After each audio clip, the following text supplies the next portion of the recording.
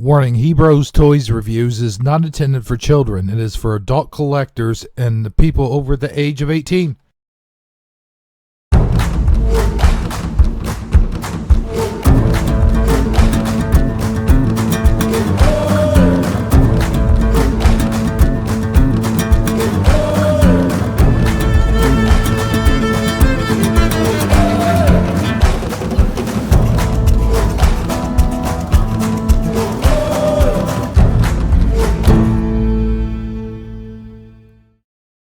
We will be reviewing the 1986 Monkeywrench.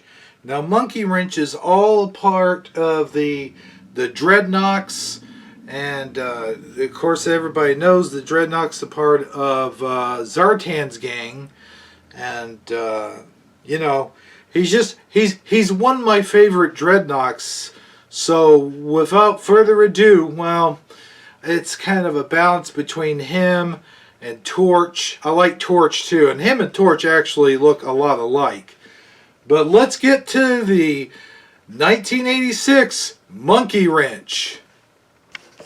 Is the 1986 Monkeywrench, and just looking at him, you get that feeling of like 1980s rock bands where they wore the torn jeans with the patches on them and the bandanas. It was all about the bandanas. And actually, the bandanas kind of remind you more of a street gang more than they do a biker gang. And in this instance, those red bandanas would probably represent the Bloods. But he does have the blue patch there, so I don't know. I thought it would be better if he had a bandana around his head. But I remember liking this action figure when I was a child. I thought it was pretty cool. He looks like he could fit in with any rock band. In fact, I think he was in a rock... No, wait, I take that back. He was not in the... In fact, I think it's very unfortunate he was never in Code Slitter. He seems like he would fit right in with that. But anyway, this Monkeywrench, he has the grenades. I mean, he has like 1, 2, 3, 4, 5 grenades in the cartoon series. He was introduced in Arise, Serpentor, Arise. And these grenades were referred to as stunt grenades. So I guess they stun or stunt your opponent or whatever. He was actually the first Dreadnought that we see being recruited for the Dreadnoks, as all the other ones were already established by the time the original Sunbow cartoon series began. Now on this figure, you also notice he's got a sidearm, a pistol. Looks like a revolver. It could be a .22 revolver. I don't know. But it's a nice, really nice detail. Now mine's got a little bit of blue bleeding through the handle there, but it's a silver handle. And then you got this really cool holster, which I really wish this holster was real and the gun was really in there.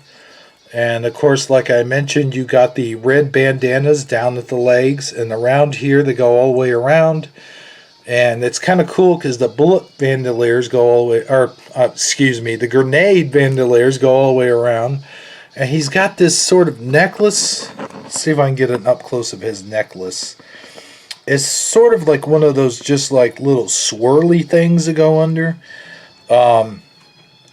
And that is pretty much does it. He's got denim jeans on and black boots with black gloves.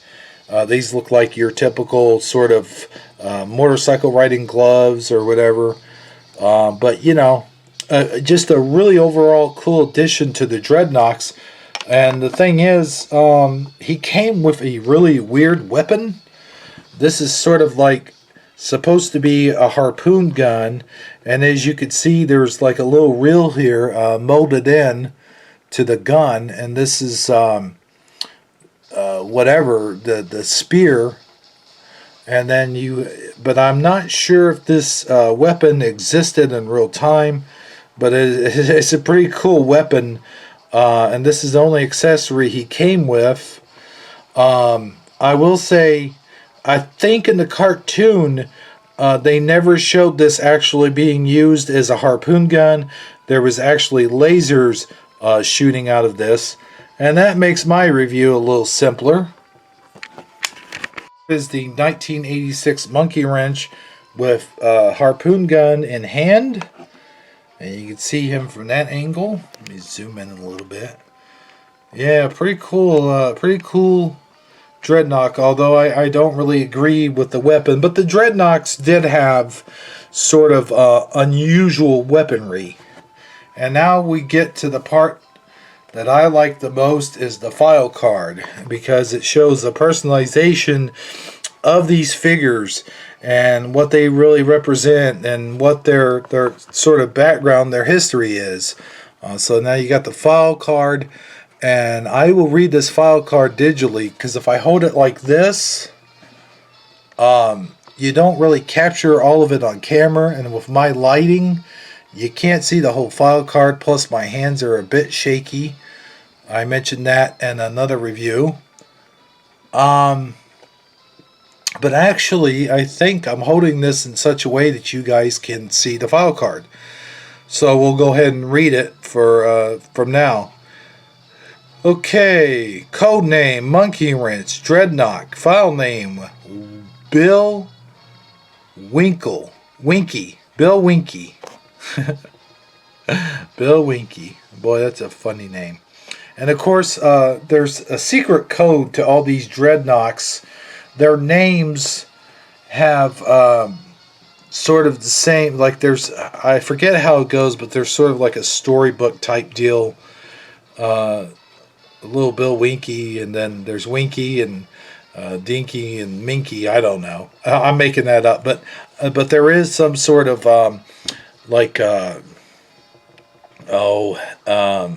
thing, a theme, if you will, that their real names are used after. As you can see here, his necklace on this file card is more in the shape of an upside down horseshoe, which I don't know what significance that has. But anyway, his real name is Bill Winky, place of birth, Ryle, North Wales, and I assume that all the dreadnoughts are from Wales or Sydney, or, you know, they all have Australian accents. Monkeywrench, moving along here, Monkeywrench was born in Ryle, North Wales, where he built explosive devices indiscriminately for a group of obscure terrorists, having made himself a para in his hometown by the age of 16, drifted to London's East End to take part in New Wave movement, where he developed rudeness and crude antisocial behavior to levels unheard of in the Western Hemisphere. Eventually, his wandering brought him to Australia, where he joined up with the Dreadnoughts. So, as you can see right there, he joined up with them while they were still in Australia. Of course, the Sunbow cartoon, he had not yet joined up with them until he came to what I assume was America and some kind of Zartan swamp. However, you know, I never thought about this, but Zartan swamp could be in Australia. So anyway, going along. Monkeywrench was born on Guy Fawkes Day, which in Britain commemorates the foiling of the gunpowder plot to blow up the House of Parliament. The villain Guy Fawkes is hanged in effigy amidst the continuous detonation of fireworks. Could this explain Monkeywrench's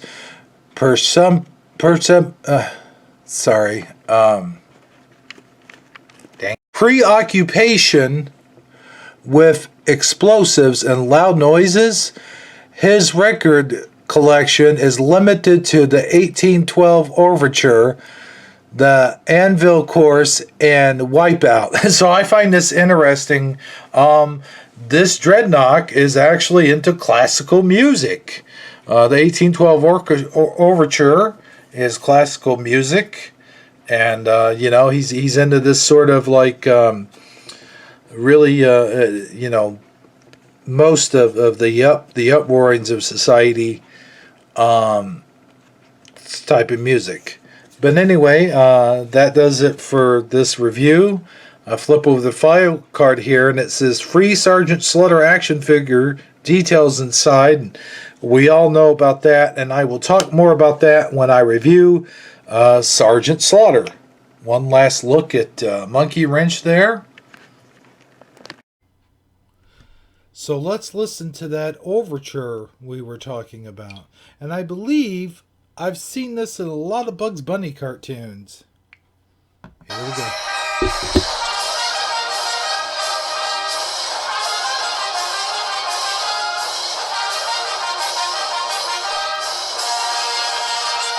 Okay, I won't do that.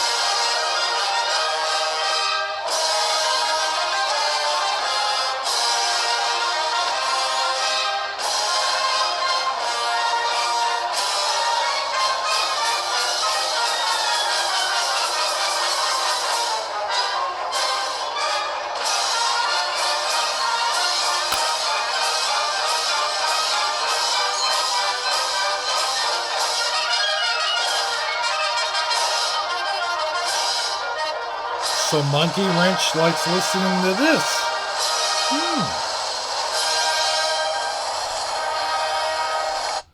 Now, in the Sumbo cartoon, it says he likes listening to heavy metal. Never said anything about listening to classic music. But hey, it is what it is. That does it for the 1986 Monkeywrench review. And now, somewhere in the video, I should have probably played the overture. However, and I still might do that in editing, who's to say? But anyway, until next time, this has been Hebrew77 saying, knowing isn't just half the battle, it's the whole damn war. Thanks for watching.